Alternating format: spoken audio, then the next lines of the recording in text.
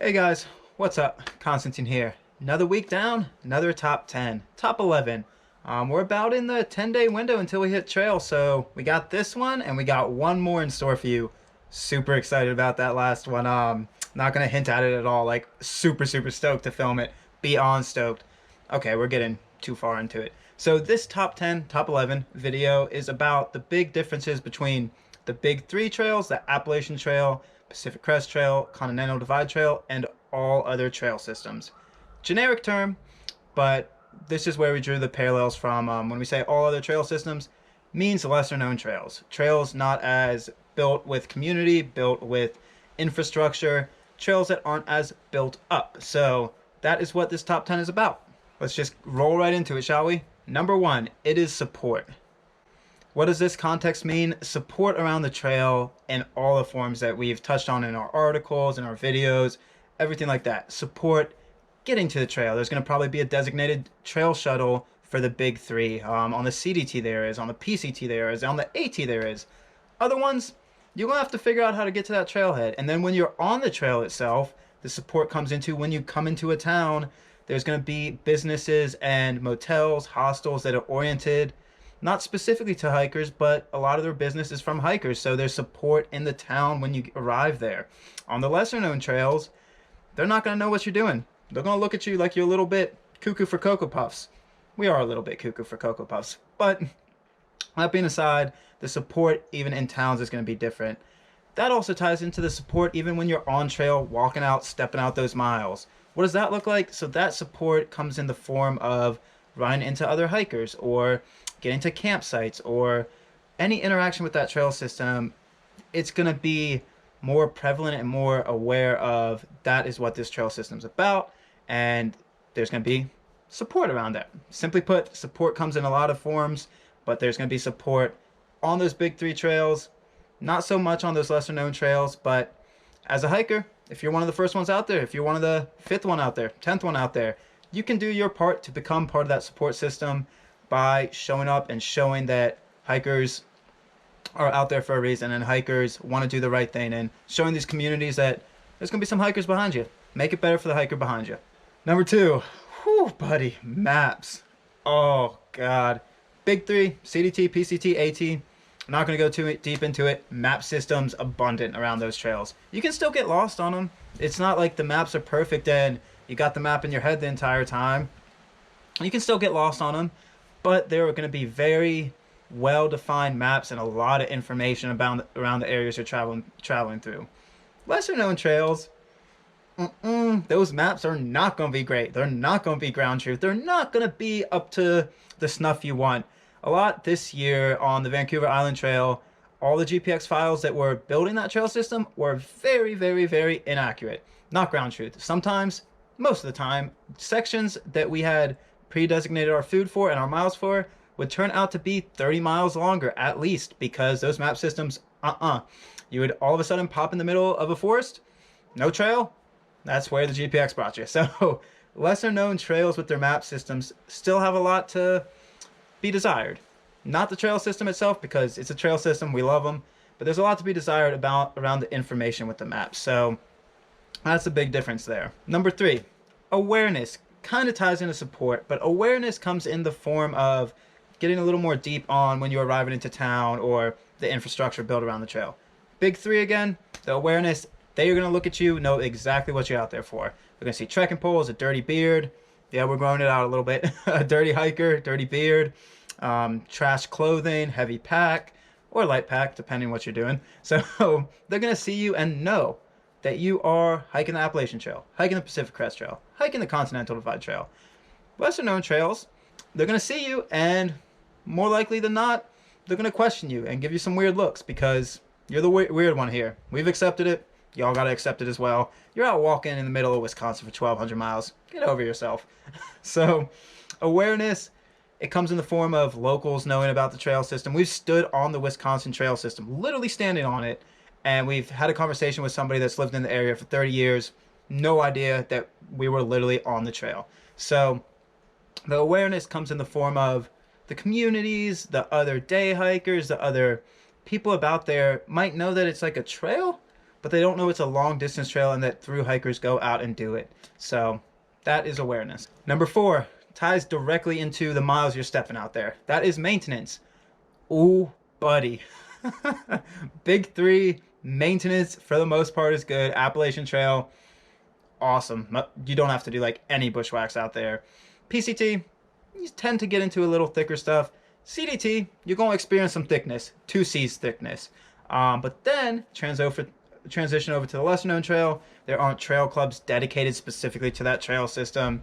There's not a lot of communities that are going out and building that trail, building those miles. There might be a few passionate people out in those communities doing it, but they might be spread out through 10 communities instead of concentrated in one hub to go out and do 10 miles, and they might be taking care of 150 miles.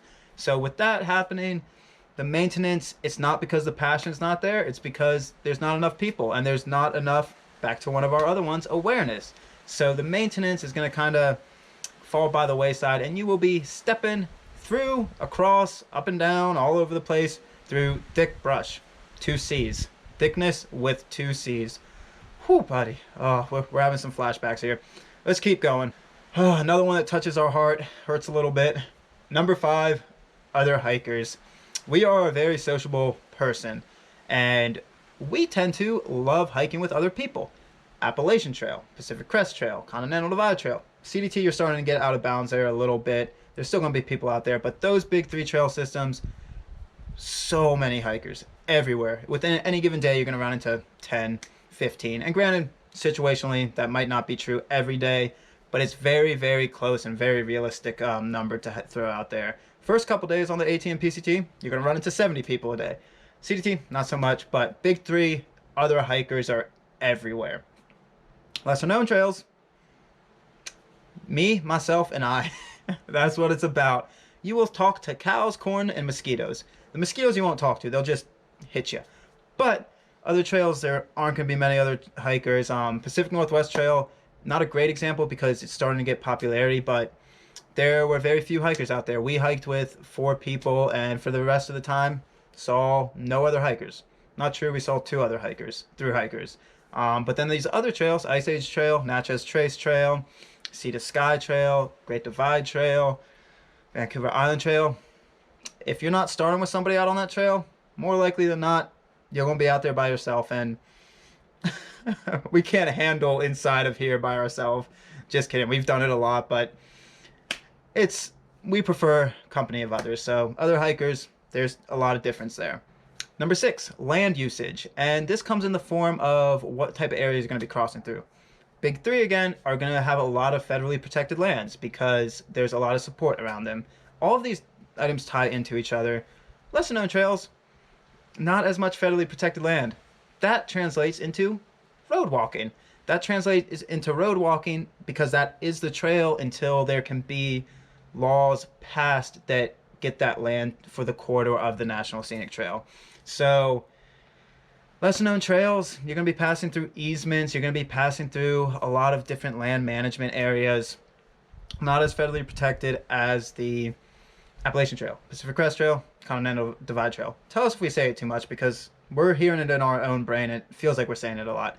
But that's number 6. Number 7, information. We're in the information age, folks, but that doesn't mean these lesser known trails have that information. Big 3 do. Anything you type in. If you type in AT, you're going to get thousands of articles. PCT, thousands. CDT, hundreds, close to thousands.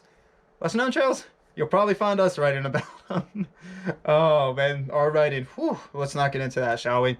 But, yeah, lesser known trails, you might find a few hikers have written about it. You might find 5 journal entries. You might find 1 video. You might find 2 videos. Not a whole lot of information out there, and that translates into information on the trail itself of those map systems, or the water sources or water reports. So the information is key, and it's sometimes a little bit harder to plan those lesser known trails because you got to figure it out as you go. You got to use that less information and make it more, add to it. We try to with our rambles, which we're going to try to ramble right into number 8. This one's more of a feeling. Number 8, wilderness feeling. Big 3, AT, you're going to feel in the wild even though you're very close to towns and roads a lot of the time. PCT, CDT, same thing. You're going to feel very wild on the CDT. So wild, you're going to start looking at cows a different way. We certainly have. Not that way. Dirty mind. We're going to be looking at cows as friends that we want to talk to. Oh, okay, before we got into that. So, those big three, there's going to be a wilderness feeling to it. Lesser known trails, it depends on the lesser known trail. If you get one that's not as popular, that wilderness feeling is going to exponentially increase, like the Great Divide Trail. And it's not really lesser known, it's just not many people travel it. So that wilderness experience, unlike anything we've ever had. I mean, if you were to draw on a radius around us at one point, closest signs of civilization would have been 100 miles in any given direction. Super wild. On the tail end of that, other lesser known trails like the Natchez, we walked road, which was the trail, for hundreds of miles. Pretty much in civilization the entire time. It was a byway with traffic. So it comes into the context of that feeling that you get. It's always going to be unique to the trail system, but for the most part, the big three, it's going to be hard to describe. They all have a unique feeling, and that feeling of wilderness is going to translate differently from each trail system. Number 9. Sorry, guys. Trail Magic / Trail Angels. Big three, you're going to get it. AT, almost every day. PCT, every few days. CDT, Trail Magic is you're not getting lost. But Trail Magic and Trail Angels, we had a saying as we did those three that after the AT to the PCT to the CDT, Trail Magic was not as much anymore, but it was quality over quantity. AT, you just have so much, but it might just be a soda here, which is still immensely a gift. So we're not trying to say that, but AT was just all these things piling up. But then PCT and CDT, a Trail Angel and Trail Magic would really arrive when you needed it, when you were like really feeling down or really depleted of energy, and somebody would invite you into their home. You would get to a camp spot and somebody would have fresh water. The Trail Magic was quality over quantity. Let's go over to the lesser known trails, shall we? Trail Magic over here? No, not so much. Again, Trail Magic is a broad term, so we have gone Trail Magic on lesser known trails. Natchez, we had somebody actually follow us up and down that byway for 3 days, and they gave us oranges. That made our hike. I mean, that was beyond magical for us. So there is, but it might be once, might be twice. On the GDT, we had a saying in one of our videos that the Trail Magic was in the form of somebody else being crazy enough to be out there that went through a snowpack ahead of us. That means we didn't have to pick our route. There were predefined footprints in the snow, and we'd been bushwhacking for multiple days, multiple snowdrifts. It was pleasant to just sit back and have a route defined. So Trail Magic, Trail Angels come in all forms and varieties, and before we move on, we want to thank every single one, every single piece of Trail Magic, every single Trail Angel, any context, anything at all. It's a magical thing. That's why it's called magic. So thank you so much. Number 10, the Termini. Termini? Terminus. Termini? Terminus. Termini? Terminus. Whatever. The Termini at the trailheads, it's like we're saying octopi, but the Termini at the trailheads are going to differ. Big three, a lot of support, all that stuff in the list I just went through. All that makes that Terminus have more stuff around it. Lesser known trails, the Terminus, all of a sudden it's just there. You're there, yay. And getting to the Termini makes it a journey as well. And we touched on that earlier in the video, but to get there, it's more remote. Like the Pinhoti Trail, it was tucked into this little turn in the road that we went up the hill, we went down the hill, we couldn't find it. We eventually found it, but not really well marked. And then you just ended. On the Pinhoti Trail, you just ended. There was a sign. It's like, yay, you did it. So it's not a big thing. It is a big thing because you're doing a through hike. But the feeling around it, as well as the physical aspect of the Terminus on the big three, is way different than the lesser known trails because there's structure, there's everything around that. Lesser known, it's kind of like you just end. And there's a beauty in that as well. So yeah, that's number 10. So secret number 11. Again, ties into our previous list. This is encounters with locals, other hikers. It's encounters with the community. And we use community as a very broad sense because hiking community is all inclusive. It includes everybody in the world.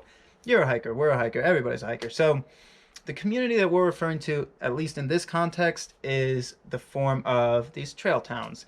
And on lesser known trails, people have big open hearts. But when they see somebody that is looking a little down, a little ragged, emaciated, it might take them a second. Give them that second and have a conversation with them. Do what we're doing right here. Look at them in the eye and talk. And within 5 minutes, that stigma or that bias that was already pre-built into them, that they already wanted to shift, will be gone. You'll be cracking jokes, you'll be having a good time, and you'll meet a friend. You'll meet a friend in the trail communities. And we're talking about lesser known trails here. We've talked about the big three enough, so this one's kind of unique to lesser known trails. But as they're continuing to grow, continuing to be spread, we did want to touch on this more seriously. We joke a lot, but please do your part. If you're a hiker on a lesser known trail, make it better for the people behind you, and you'll meet amazing people along the way. It's not going to be, people are going to be instantly gung-ho to see you because you're smelly, you're a hiker. They don't know you're a hiker. But sit down, have a conversation. We talked to these waitresses on the Pinhoti Trail for 6 or 7 hours. It was one of our Nero days, and by the time we left that cafe, we were in there that entire time. We knew all about their children, we knew all about their families, they knew all about us. There was a bond there that you could just tell they wanted somebody to talk to, and it's really a beautiful thing. And we've noticed that on almost every single lesser known trail we've done. People initially, they want to be friendly and you just need a little conversation, and you're going to meet some amazing people out there. And you might have just turned on that local to a new passion, a new awareness that they can go out and do that trail system that's in their backyard. So that's secret number 11. A little bit longer than we usually do, but it's very meaningful to us. So that's number 11. Well, guys, another top 11 video down. And yeah, about 10 days until we start hiking season 2021. 8,000 miles. So stoked. Bouncing. We're not going to bounce too much like the last video, but we're bouncing. We got a little surprise for y'all when we start filming the hikes again. So at least the first hike. So we got a surprise. Can't give too much away, but heading down to Florida, we're going to go rock it out. If you want to check out our gear made by thru-hikers for thru-hikers for the entire outdoor community, any way you slice it, these shorts and pants aren't going to be sliced. We like that. So go on over to 11 Skies, and we're making gear that we're very passionate about. We've tested on thousands of miles, and we're going to continue to test and continue to make quality gear by hikers, for hikers, but also everyone else out in the community, outdoor community, the world community. So if you haven't yet, check out TELLYOURTRAIL. We have multiple episodes already released. I think we've released up to 3 episodes at this point. It's a partnership between 11 Skies and TELLYOURTRAIL, and it shows you the pre-trail videos of what brought us to this point, what brought us to 2021 as we grew and evolved as a hiker. And then as we're going to continue into 2021 and completing this giant goal in front of us with 8,000 miles, goals within goals within goals, we're going to do weekly check-ins. So we're really stoked to see how this transitions into back to Continental Trail. So if you haven't already checked that out, really good talks. Talked about the AT, the PCT, the CDT, the gear, the friendships, the trail family, the community, the trail itself. Everything's involved in it because, as you can tell, it's our love, it's our passion. And yeah, we're going to go back to it. Going to go step out some miles, and we'll see you for the last top 10 video before we're on trail. Whew. Oh, baby. Cool, cool. Peace.